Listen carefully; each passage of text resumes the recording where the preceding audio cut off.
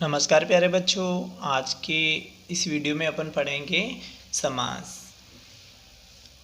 देखो, समास प्रारंभ करने से पहले अपन इसके बारे में संक्षिप्त जानकारी ले लेते हैं कि समास होते क्या हैं। समास का मतलब होता है कि संक्षेप में लिखना, यानी संक्षिप्तीकरण, इसे ही समास कहते हैं।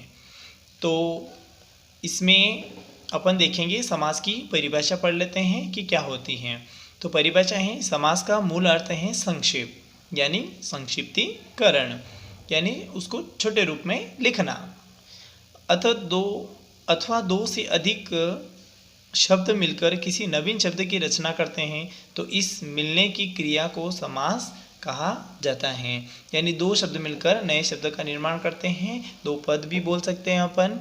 तो दो नए पद मिलकर या नए शब्द मिलकर जो नई रचना करते हैं, उन जो नया शब्द बन जाता है, मिलने की उस क्रिया को क्या कहेंगे अपन? समास कहते हैं। इस प्रकार के बने हुए पदों को समस्त पद या समास पद कहते हैं।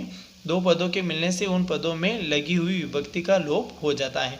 दो पद जब भी मिलते हैं तो उसमें जो बीच में विभक्ति रहती है वह उसका लोप हो जाता है। कारक विभक्ति का इससे पहले वीडियो बनाया था, उसमें मैंने आपको बता दिया था, इसीलिए मैंने समास का वीडियो बनाने से पहले आपको कारक विभक्ति बता दी है कि विभक्ति कितने प्रकार की होती है। तो इसमें कारक विभक्ति जो प्रथमा से संबोधन तक होती हैं और उन कारक चिन्ह का भी मैंने आपको बताया था।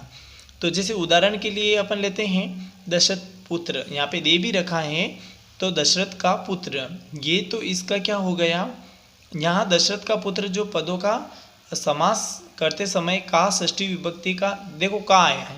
तो मैंने कारक में बताया था कि किसी का संबंध बताने के लिए का, के, की, रा, दी, रे आदि का मतलब कारक चिन्ह का प्रयोग करते हैं। तो दशरथ का पुत्र, यानी वह किसका पुत्र है? तो दशरथ का पुत्र है। यहाँ दशरथ का पुत्र पदों का क्या है? समास करते समय यहाँ का षष्ठी विभक्ति का लोप हो अपन कर देते हैं, यहाँ हो जाता है। जैसे दशरथ पुत्र लिख दिया, तो अगर उसको पूरा लिखा है तो दशरथ का पुत्र होता है, परंतु उसका समास करने पर उसका सामासिक पद जब बनता है तो उसमें से का जो विभक्ति होती है उसका लोप हो जाता है, यानी वह हट जाता है वहाँ से, और वहाँ पे बन जाएगा दशरथ पुत्र। अतः दशरथ पुत्र समास हो जाता है। यह समास केवल संज्ञा शब्दों में ही होता है। ये चीज़ भी आप ध्यान रखना, ये मोस्ट चीज़ें हैं कि संज्ञा शब्दों में ही समास होता है, अन्य चीज़ों में नहीं। बहुत सी बार कोई बच्चे क्वेश्चन कर लेते हैं कि इस शब्द में या इस नाम में, इस वर्ड में क्या होगा, समास क्या बनेगा। बहुत सी बार संधि भी पूछ लेते हैं। तो देखो, जिनका सार्थक शब्द होता है, सार्थक शब्द होते हैं, जिनका कोई अर्थ होता है, मतलब होता है, उन्हीं का संधि या समास हो सकता है। ठीक है, तो यहाँ पे जो संज्ञा शब्दों में ही ये समास होते हैं, अन्य में नहीं। समास के लिए दो या दो से अधिक पदों का होना आवश्यक है। दो या दो से अधिक पद होगा तभी वह समास होता है।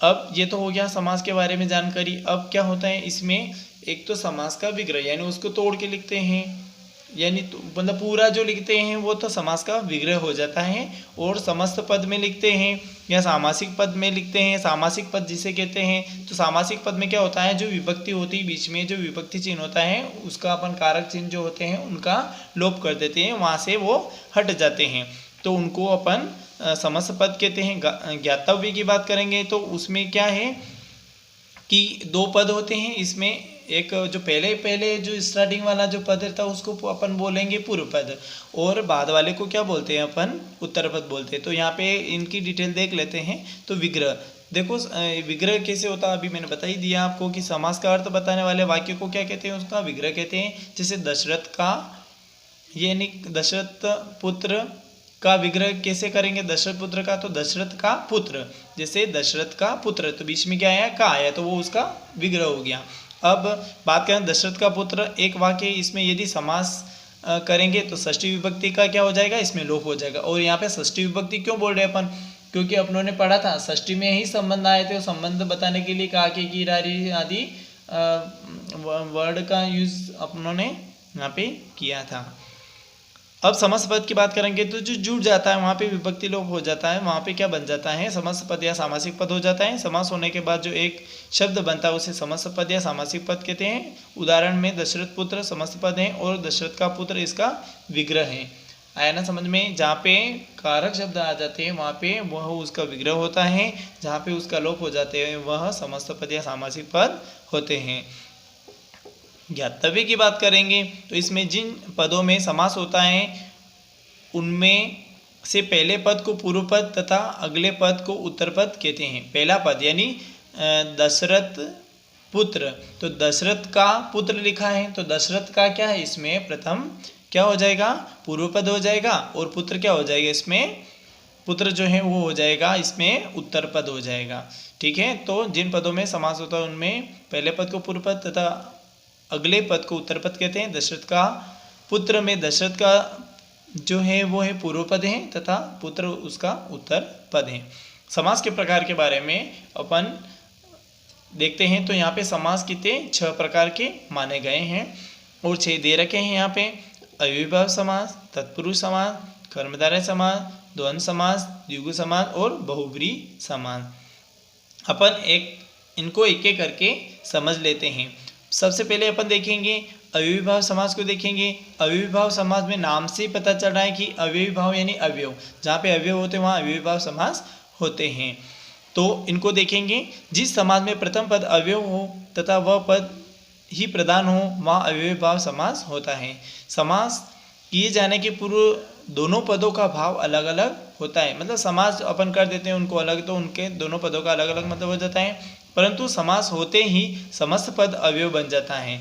जैसे उपगंगम यानी उप इसमें क्या है, अवयव है, गंगम यानी इसका पूर्व पद क्या है, उप है, वो गंगम इसका क्या है, उत्तर पद है। तो गंगा के समीप, उप का मतलब होता है समीप में, है ना, पास या निकट या समीप, है ना। तो ये उप यानी समीप, तो यानी गंगा, तो गंगा के समीप। यहाँ पे के आया तो के क्या है, यहाँ पे संबंध बता रहा है किसके समीप है, तो गंगा के समीप है।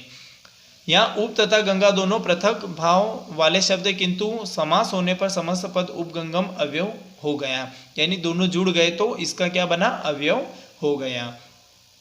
अब कुछ उदाहरण यहाँ पे दिए हैं तो इनमें से एक आध और देख लेते हैं अपन।